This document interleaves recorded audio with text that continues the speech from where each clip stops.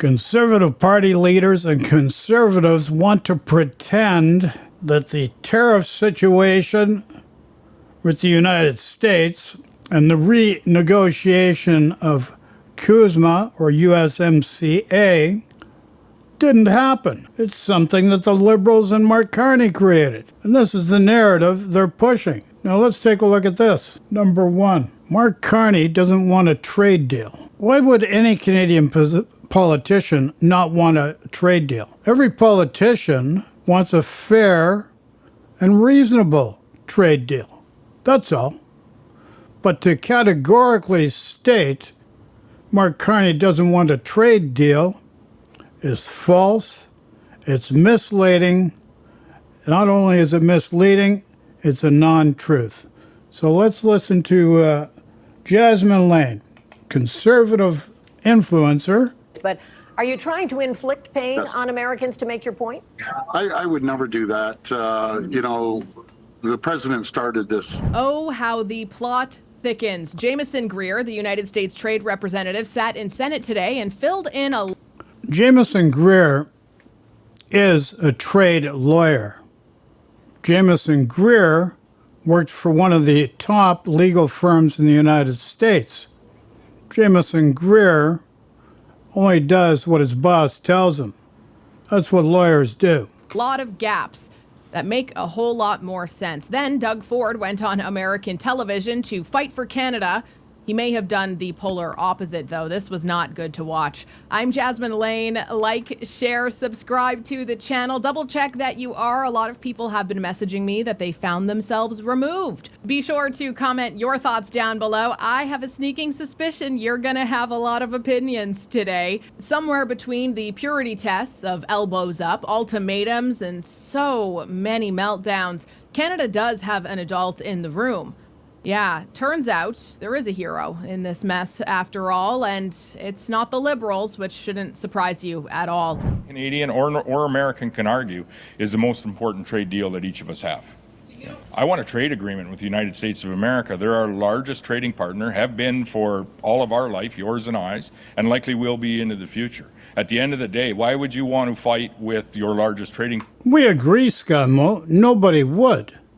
But my question to you is, are you living in a bubble? Like, this trade war was not started by the Canadians. This has been a pattern of behavior of Donald Trump exclusively. He did it in his first term. He's doing it in his second term. So let's be realistic, be honest with the Canadian people, and it'd be really nice if conservative leaders and conservative influencers would be honest with the Canadian people as well, as we'll see here. Are they honest or are they not honest? Partner, regardless of what they're saying.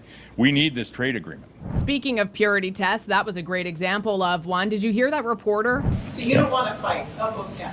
See, this is the problem where pride and ego get confused with strength or results. You don't want to fight, elbows down. Well, there's a very big difference between fighting and fixing, right? I feel sorry for Americans. If you can't be friends with Canada. So she stated fighting or fixing. Well, what if you're trying to fix something where the other party is not willing to allow it to be fixed? You know, we can do a word salad many different ways. Fighting or fixing? Fixing is a possibility, providing you have the other party open and amenable to fixing. Doesn't take a nuclear scientist to figure this one out. Don't need an IQ test either.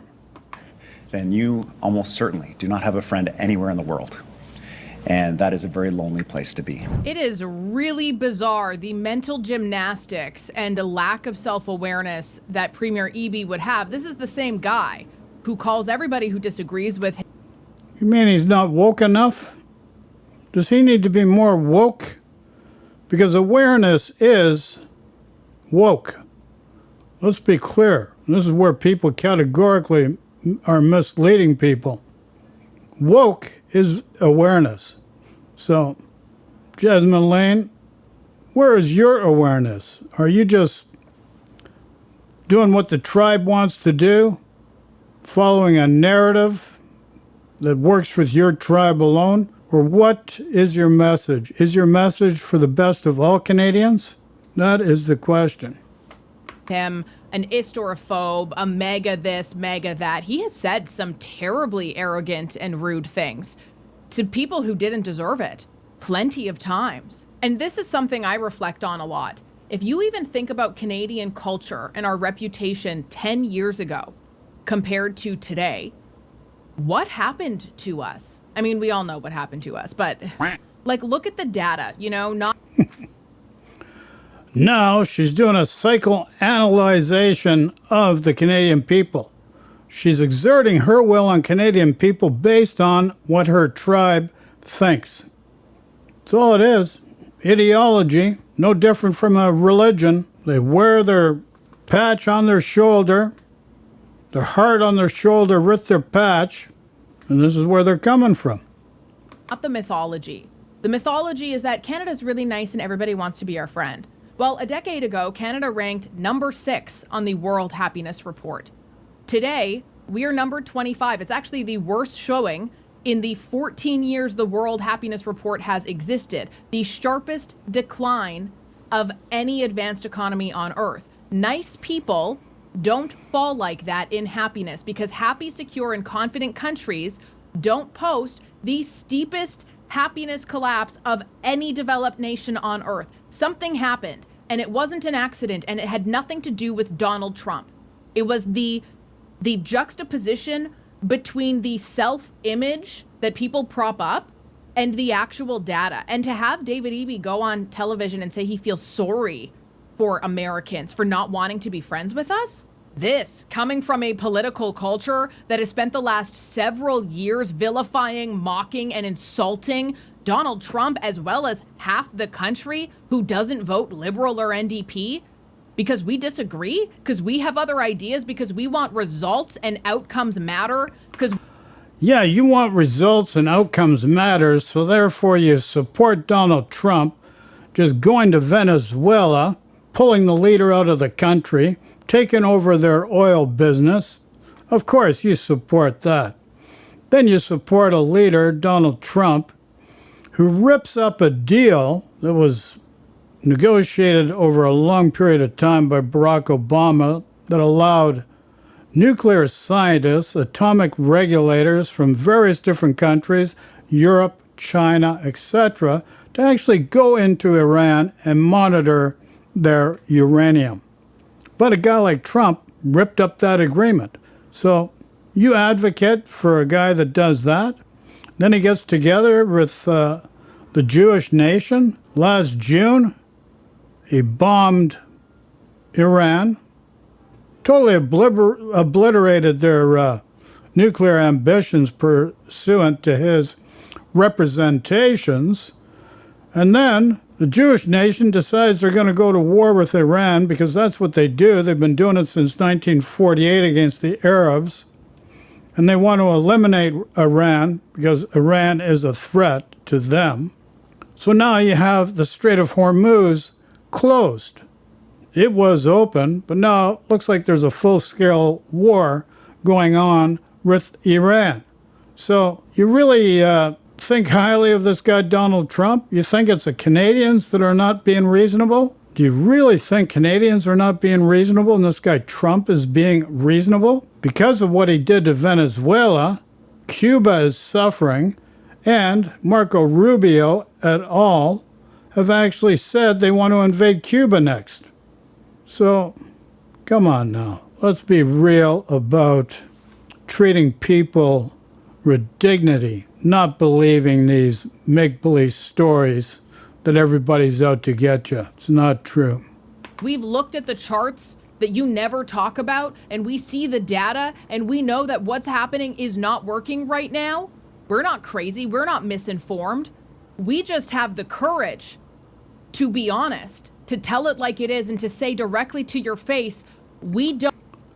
No, that's not true. What you're doing is showing data that supports your beliefs. And that's all you're presenting here. Not both sides of the picture. You're only presenting your beliefs, not in a balanced, measured manner. Not at all.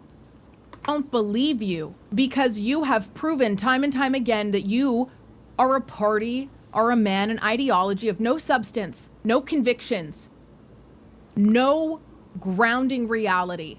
And sure, you know, people like David Eby and his followers and the many of them that exist in this country that keep voting for decline. Oh my, that seems like a very angry woman. I can't take too much of that anger. Can you? Now let's look at what Global News has to say here. Canada has found itself at the center of a trio of proclamations signed by the American president that aim to further punish a decision to keep retaliating against the Trump administration's tariffs. On Monday, hundreds of exports were slapped with new 50% tariffs, and it impacts almost everything, regardless of previous free trade protections. Our Reggie Cicchini is in Washington with the latest, and he joins us now. All right, Reggie, take us through what we know about these new tariffs and why the White House made the announcement. Right, Miranda. So on a call yesterday with senior administration officials, we were told that this is part of, a bit of anger that's coming out of the White House for what it believes to be discriminatory practices coming out of Canada on three specific sectors: alcohol, auto, and supply management. So he just mentioned anger coming out of the American administration. So it's not measured, it's not reasonable, it's motivated by anger. This is what motivates this guy Trump, because he's a very narcissistic personality. And it is obvious if you just watch his actions and behaviors. Focusing in on dairy, and in terms of alcohol, we've seen, all but two provinces remove booze from the shelves of stores, and what it's meant is about $500 million less in American wine and spirits making their way. But here's the deal. Alberta and Saskatchewan, Daniel Smith, Scott Moe, put American liquor back on the shelves. They're trying to placate Donald Trump. You cannot placate that guy. You cannot curry him with gifts thinking he'll be more reasonable. Makes him softer, just means he'll just stick the knife in deeper. That's been his behavioral patterns up to this point in time. Let's be clear. Into Canada. So the administration argues that the tariffs that they are using now are meant to try and regain some market share that they believe that they have lost since Canada retaliated. But remember, the tariffs that Canada has put in place were retaliation against tariffs that the Americans put in place at the beginning of Donald Trump's terms, which were ultimately overturned by the Supreme Court, those emergency tariffs. So what we're seeing here are a 50% tariff on hundreds and hundreds of goods coming out of Canada, everything from down jackets to fishing rods. So as he stated, these new tariffs replace the other tariffs that the Supreme Court of the United States stated were illegal and could not be used. So now Trump goes to is this plan B or plan C? That's the real question. He just wants to bully his way to get his way. And this is why you see the new tariffs. United States Supreme Court ruled against him. Those tariffs were illegal. But now he's going to do tariffs again. And Trump fully knows of his actions and how they work, because the only way that these tariffs will get removed is an application to the courts. And that gives him time to exercise his will on others till the courts rule again against him. That is the game plan. You're being used, you're being abused, just like being battered from the husband battering the wife. Next door neighbor battering you as a neighbor. Would you allow that to go on? No. To booze, to baking mixes and furniture fittings and synthetic wigs, all of this aimed at trying to take some. There you go. Those are the tariffs. New tariffs. Now let's look at how these tariffs come into play. How do these tariffs come into play? Section 338 of the Tariff Act of 1930. So, As I explained, Jameson Greer, he's actually a trade lawyer. Worked for a top firm in the United States. He does lawyer stuff. He's just working for his boss. Don't think he has a personal attachment. He's doing what he just needs to do because he wants to be the best lawyer out of all the lawyers. So Section 338 of the Tariff Act of 1930 is a rarely used U.S. legal provision that empowers the president to impose additional duties of up to 50% on foreign imports. So he goes for the big one, 50% right off the bat, 50%. This authority is triggered if the president determines that a foreign country discriminates against U.S. commerce. And conservatives at all will say, well, we are not playing fair. We are retaliating. Instead, we should just acquiesce and roll over and give the Americans everything so that we can get a deal. Do you think that's appropriate? So, this is an arbitrary and subjective rule that hasn't been used since the Great Depression under the administration of Herbert Hoover. And here's the other thing. The statutory powers and scope of Section 338, unfair trade response, allows the president to levy new or additional duties up to 50%. Historical precedent enacted during the Hoover administration as part of the Smoot-Hawley tariff era. Smoot-Hawley tariff era was a point in history of the Great Depression, and to be noted that the Smoot-Hawley tariffs caused the Great Depression to be much greater than it had to be for the Americans and the rest of the world because of the tariffs and the retaliatory tariffs from other countries.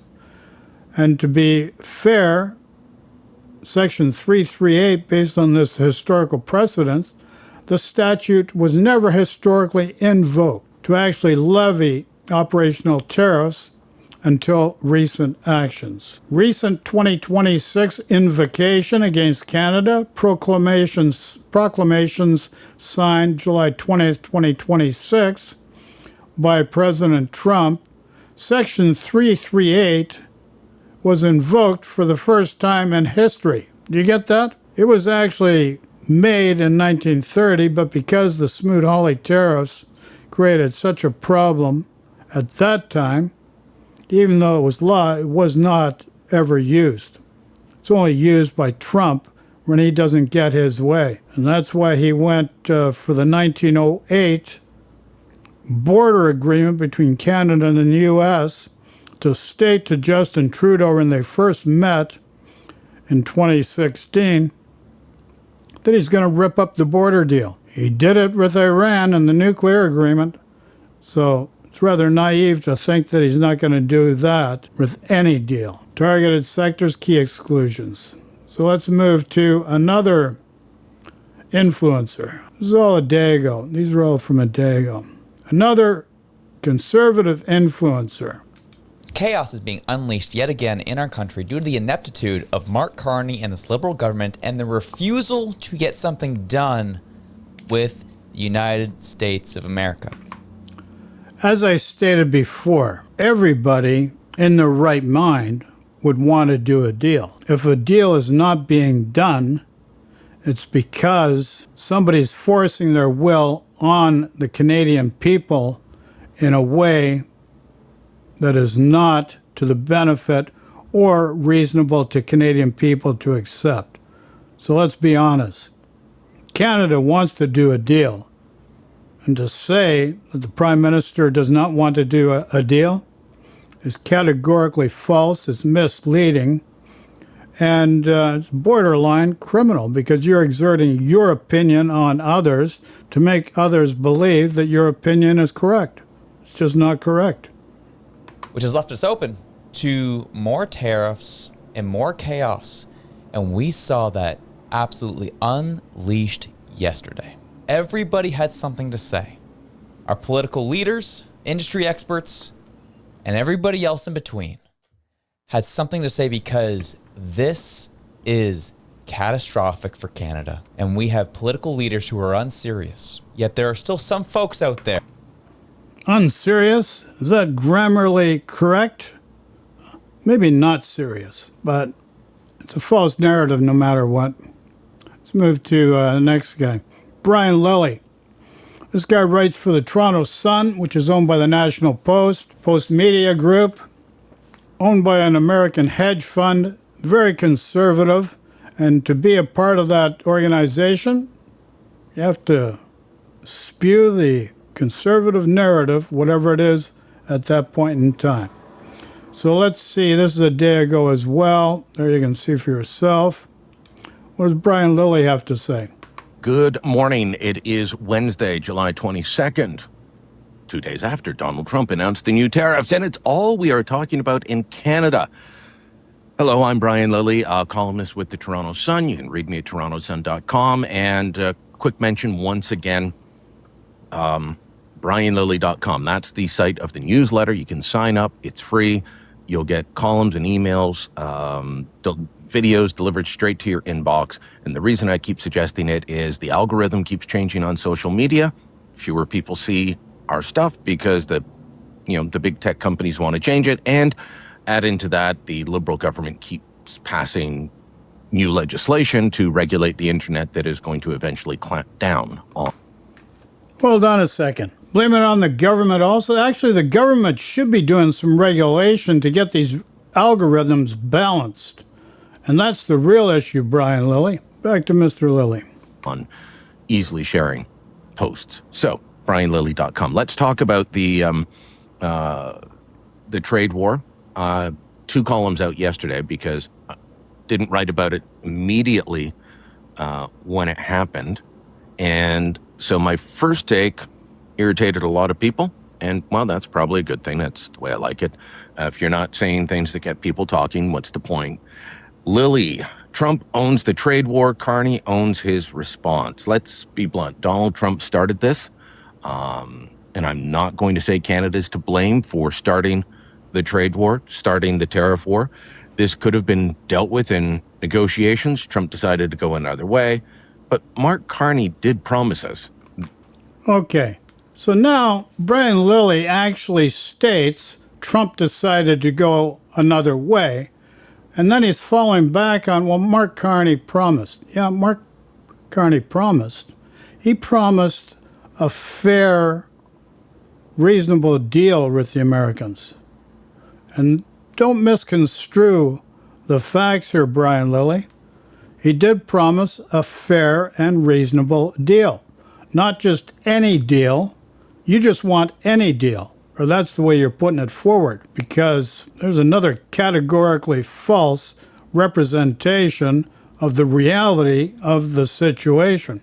That he knew how to deal with Donald Trump. That he was the grand negotiator. That he could and would get a better deal. And he hasn't. And it's not just because Donald Trump is irrational or erratic, both of which he is, and I don't think anyone can deny that. But Carney's also gotten in his own way. And now my firm belief is that he doesn't want a trade deal with the United States. I encourage you to read the column. He doesn't want a trade deal? What are you, nuts, Brian Lilly? Good golly. And your followers, are you nuts? We all want a trade deal, let's be honest. Wake up. Don't spew this nonsense. Serves no one, and we need to work together in unity. Let's look at the next one here. This is CPAC. Daniel Smith. Greer has accused Canada of dragging its feet on reviewing CUSMA, and he's now warning talks could slip into next year, prolonging. Yeah, Canada is dragging its feet. It's not dragging its feet. It doesn't like how the Americans want to change the agreement for the American benefit to the detriment of Canadians. That's all. Canadians want a more balanced approach to an agreement already in place. Keep the same agreement in place. We're fine with it. Canada's fine with it. But the Americans want to change it so that the Americans are the only benefactors. And that's the reality of dealing with Donald Trump and anyone that works for him. Jameson Greer, top lawyer, top trade lawyer. He knows what he's doing. That's why he can pull up a 1930 law. Not many people would know that law existed, but he does because of that. Uncertainty on both sides of the border. So, how should Canada respond to this latest tariff threat? And is there a realistic path to a deal before August 19th? With us now from the First Minister's meeting in Charlottetown, Alberta Premier Danielle Smith. Premier Smith, thanks so much for making time for this. I appreciate it. Yeah, my pleasure. So we've heard a lot this week about Team Canada, the importance of premiers being united behind the Prime Minister and his negotiating team. You've now all had your meeting with the Prime Minister. What is Ottawa's plan to respond to this latest threat? I understand you can't sketch out the entire strategy, but how would you sketch out the rough lines of it? Well, I think the Prime Minister commented that his strategy really began the minute he became Prime Minister and started doing trade missions around the world, encouraging the premiers to all do trade missions. Collectively, we've done over 100. There's now 20 new trade agreements signed that cover a market of 3 billion people. And that gives us options of other places to sell our product. As you see with the major projects announcements, we're looking at becoming a superpower and exporting not only LNG, but also oil, as well as some of the other work that's being done on electrifying our grid, because electricity powers everything. And so I think what you're seeing is that going into a position of strength with all of the things that we have, our energy, our critical minerals, our food, that gives us an opportunity to say to the U.S., you're our closest friend and trading partner. We've got a great deal. It benefits both of us. Now it's time to sign it. And so I think you'll see some intensity over the next 27 days as we get to the countdown on the new tariffs coming into effect. Right, and Canada is now facing that latest threat. The Prime Minister did say that if those tariffs did come to pass, everything is on the table. Did the Prime Minister ask you, as Alberta's Premier, to prepare if Canada ultimately does decide to retaliate somehow? Well, I already offered. I said, I think I know what the Americans want. They want us to sell them substantially more energy. And so if you need to make a promise of selling 3 million more barrels a day to the United States, I'm in. And we'll. You're in, are you? That's why you got a separation going on. You got a referendum going on. And you wonder why you can't get any investment in Alberta. But let's not go there. That's going to be another topic soon that I'm going to discuss. The reality is Scott Moe of Saskatchewan and Danielle Smith has put American liquor back on the shelves. This is basically the best tool in our toolkit right now to deal with Trump. And Danielle Smith of Alberta and Scott Moe of Saskatchewan choose not to. They're obviously not in unity. And the Conservative Party is not in unity because their influencers have actually made those representations. You've witnessed it right here. So let's look at the next one. Andrew Scheer, top guy, one of the top dogs. Yeah, he's the House leader of the Conservative Party. What's he got to say? This is on July 23. Today's July 24. Seeing the agreement. We'd like to get an understanding from the government. Did they get anything in return for this concession? We've seen Mark Carney offer unilateral concessions before and get nothing for them. He very quietly dropped retaliatory tariffs in the middle of a campaign and kept that hidden from Canadians. He backed down on the digital services tax and got nothing in return. So he just gave up 50% of the toll revenues, pushing back the repayment timelines for Canadians by 15 years. Did he get anything in return? What did Canada get out of this deal? And would you support the federal government using retaliatory measures if they don't reach a deal with the Trump administration by August 19th? Well, I'm glad you brought up this deadline. This is yet another Mark Carney promise. He promised last year that he would get a deal by July 21st. Last year. We're now well past that. Yeah, Andrew Scheer, that's right. As I stated, he wants a deal that is appropriate and reasonable for Canadians. And he stated he's not going to sign a deal that is not fair and balanced towards the Americans and the Canadians. This year, it's over a year late. We've said before that we can't control what Donald Trump does. The U.S. president is going to do what he's going to do, but... That's right. And also you should know, because you did witness a a nuclear agreement with the Iranians that Trump just ripped up, decided not to agree to, just gave it up, and he's bombing the Iranians. So what do you think? Do you think he's a fair guy? Donald Trump's a fair guy? Look what he did to Venezuela. He took the leader of Venezuela out of there so that he could control the oil of Venezuela. It caused serious harm to Cuba and the Cuban people. The Cuban people do not deserve that pain and suffering. The Iranian people, say what you want about any of those governments, but the people themselves should not have to be under this kind of pain and suffering because of the whims of one guy, and that one guy is Donald Trump. Let's be clear. Let's not confuse what's really going on. Mark Carney has not made Canada stronger. He has not done the things that make Canadians less competitive compared to our U.S. competitors. For example, Mark Carney has kept the industrial carbon tax in place on Canadians. That means any manufacturer that's looking to expand or build in Canada versus the United States sees a big, huge tax slapped on all their products. So we've seen over the last 11 years of Liberal governments, $1 trillion leave Canada. Even Mark Carney's own company, Brookfield, moved money out of Canada. Oh, boy. Lies, lies, lies. Brookfield is a private company. It's not owned by Mark Carney. Mark Carney worked there, and he has stock options that he can exercise, I think, in 2030 or thereabouts. And there's a strike price for those shares. And the strike price, based on the stock price, means he might make a profit of $9 on 400,000 shares. But that doesn't include the expense to finance the purchase of those shares.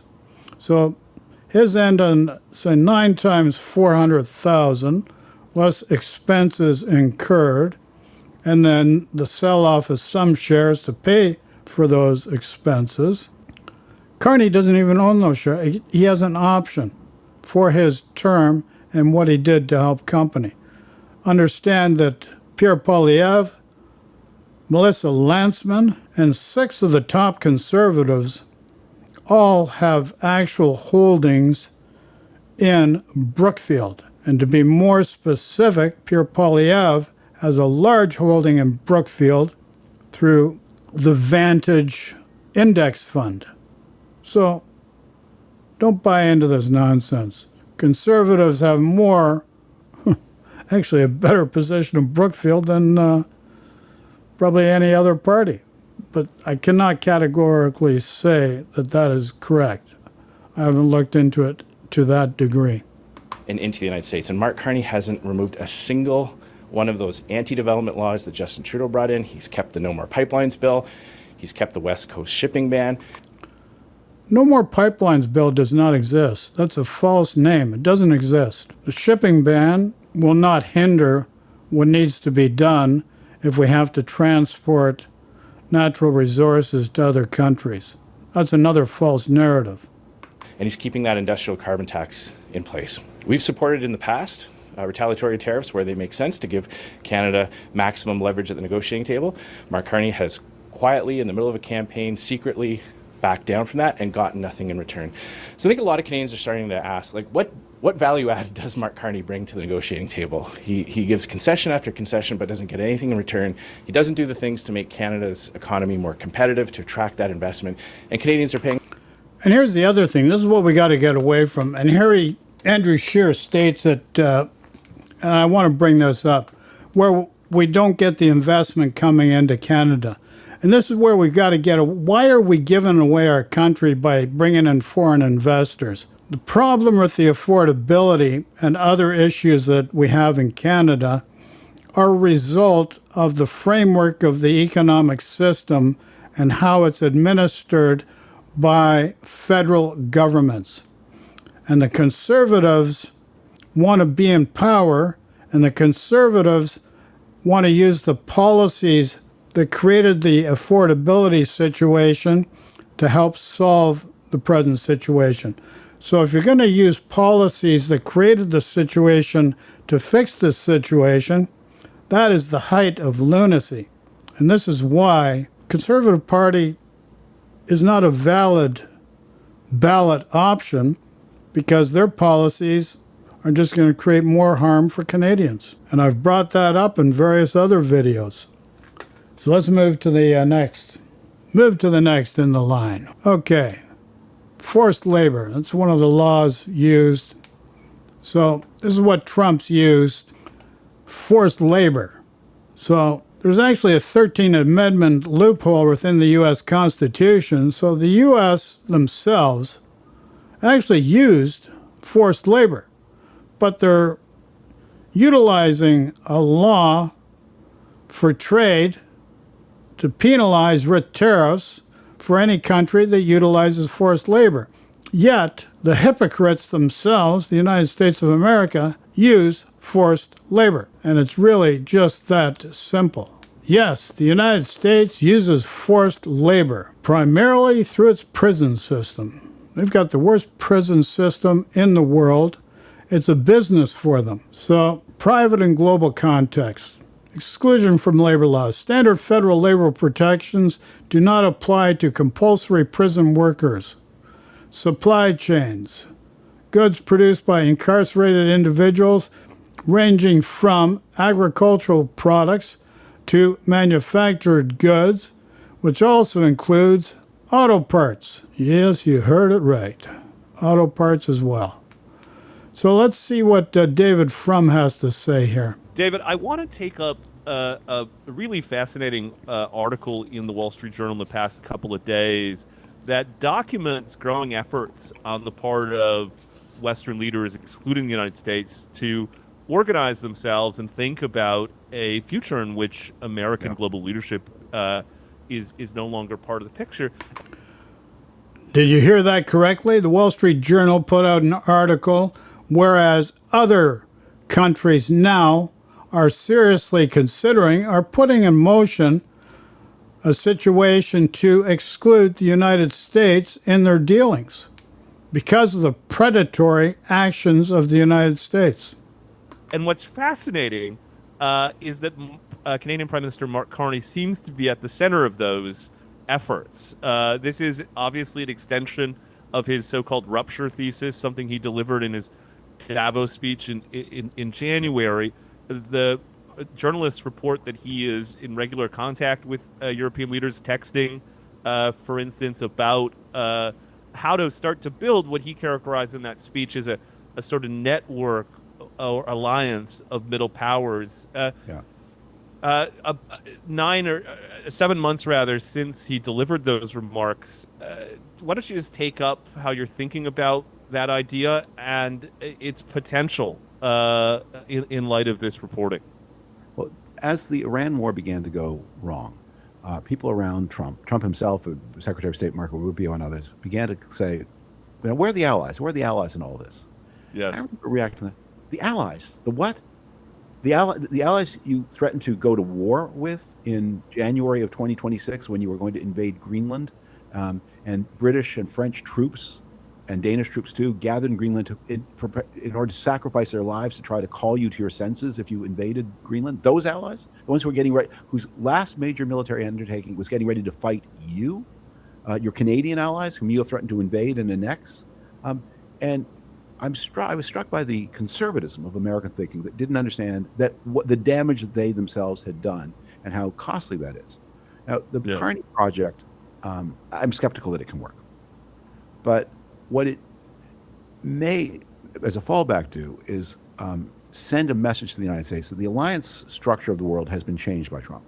That I think if we were having this conversation a decade and a half ago, what does the world look like in the 21st century, especially in the second half? You say, well, there's only going to be three big powers, India, China, and the United States.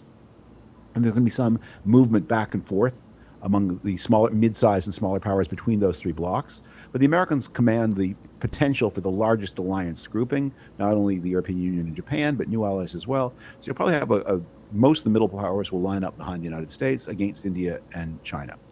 Yes.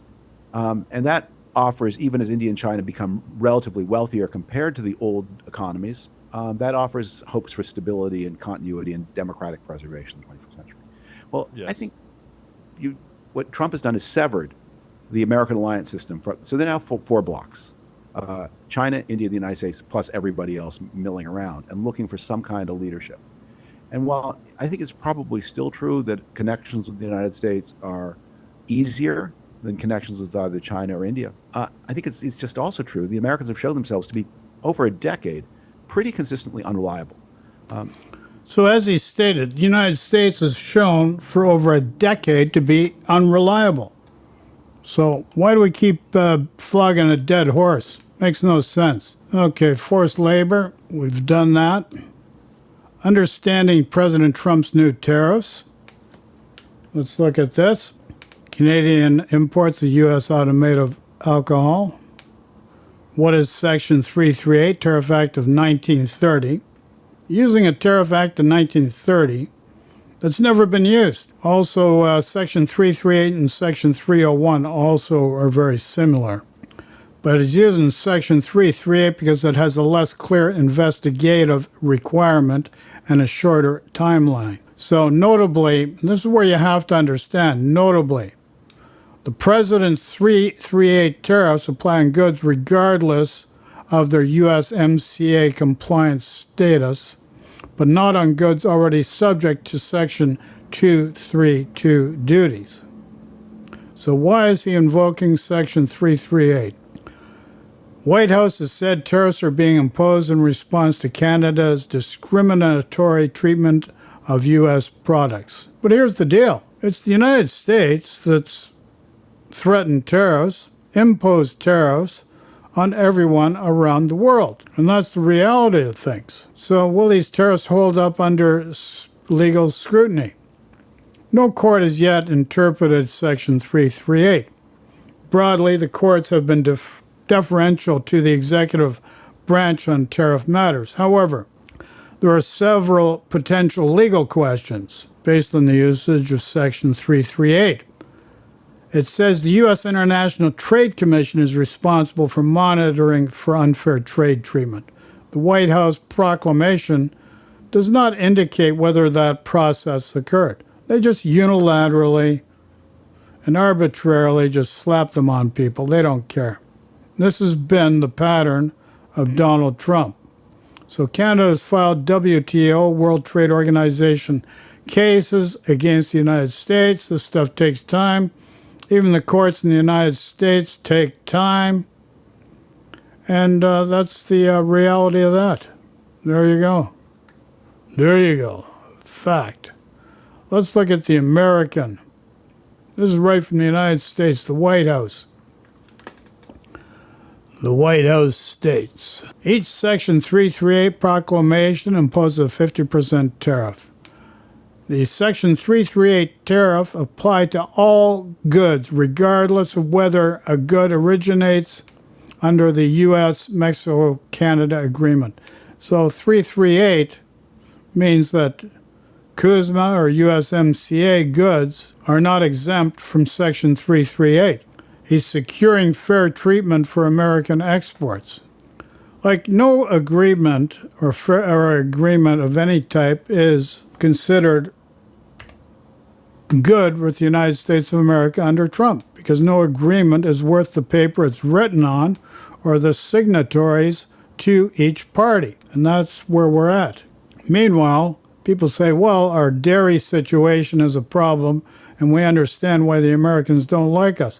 Well, any of the tariffs that would apply with the dairy situation have never been exercised because not enough goods come from the United States to Canada. So it's never been exercised. It's just a false narrative just to get your central nervous system agitated. Meanwhile, you got to worry about how regulations done in the United States, because just recently they had to recall, and it was a voluntary recall, of 1.6 million eggs because of salmonella. So Canada has regulations, and the regulations are there to help protect us. They may not be, they could be modified, no doubt, But, better to be safe, Americans just want to deregulate. They want to bash everybody. They want to benefit, and nobody else benefits. And that's the reality right now under Trump. It's not fair whatsoever. Another fact, I forgot to bring this up. Where did I put it? Well, I got it somewhere. But anyways, CUSMA, or the North American Free Trade Deal in the first term, was unilaterally renegotiated.